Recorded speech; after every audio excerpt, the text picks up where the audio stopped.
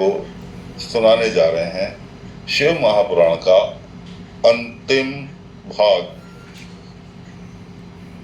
और इस भाग में सुनाने जा रहे हैं लिंग, शिवलिंग का स्थापन द्वारा फल की प्राप्ति एवं शिव पुराण का महत्व। तो ऋषि उपमन्यु बोले, हे श्री कृष्ण, महादेव पार्वती को श्वेत चंदन से के जल से स्नान कराकर श्वेत फूल चढ़ाएं। सामर्थ्यानुसार स्वर्ण रत्नों से शिवलिंग मूर्ति बनाकर सुंदर पटलासन पर स्थापित कराएं। फिर बेल पत्रों से पूजा करें। धूप, दीप, कपूर, नैवेद्य पूजन करके आरती उतारकर परिक्रमा करें। 5 प्रकार के गंध से प्रतिदिन पूजा करने वाला मनुष्य शिवलोक में निवास करता है। समस्त ब्रह्मांड एक ही शिव में लिप्त है, अतः लिंग स्थापना में सब प्रतिष्ठित हो जाते हैं। सत्व, रज, तम इन 3 गुणों को उत्पन्न करने का कारण लिंग है। यह अनादि है, अनंत है, समस्त संसार इसी में उत्पन्न होता है। एक बार प्रलय होने पर जब भगवान विष्णु शेष शैया पर सो गए तो उनकी नाभि से ब्रह्मा जी उत्पन्न हुए। उन्हें देखकर विष्णु जी पूछने लगे, तो कौन है?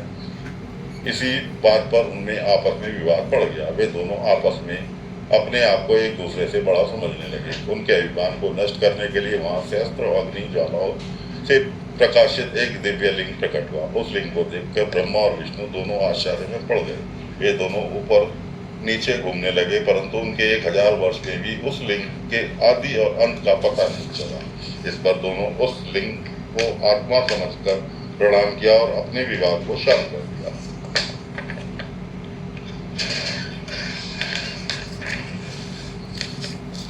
ब्रह्मा और विष्णु दोनों लिंग को देखकर मोहित हो गए। उन्होंने लिंग को हाथ में जोड़कर प्रणाम किया और स्तुति की। महादेव प्रसन्न होकर बोले, हे ब्रह्मा जी और विष्णु, तुम दोनों मेरी माया से मोहित होकर आपस में अपने आप को भगवान समझने लगे। अज्ञान से तुम्हारी दृष्टि नष्ट हो गई थी। मैं लिंग रूप में तुम्हारे अभिमान को नष्ट करने के लिए प्रकट हुआ हूँ।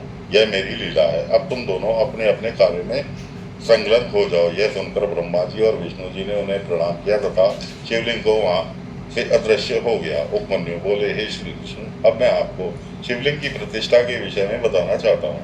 शुक्ल पक्ष में किसी भी दिन अपने अनुकूल शिवलिंग का निर्माण कर लेना चाहिए। इसके पश्चात सबसे पहले गणेश जी का पूजन करें। इसके पश्चात 5 स्थानों की मृतिका जल द्वारा तथा पंचंग द्वारा पिंडों के साथ लिंग को स्नान करा दें। फिर वेदों के अनुसार पूजन करके जलाशय में ले जाकर पिंडों के साथ लिंग का अधिवासन करें। उसके बाद लिंग को वस्त्र से आच्छादित करके चौकी पर रखकर शयन कराएं। वहीं पर वे शास्त्रों का पाठ करें।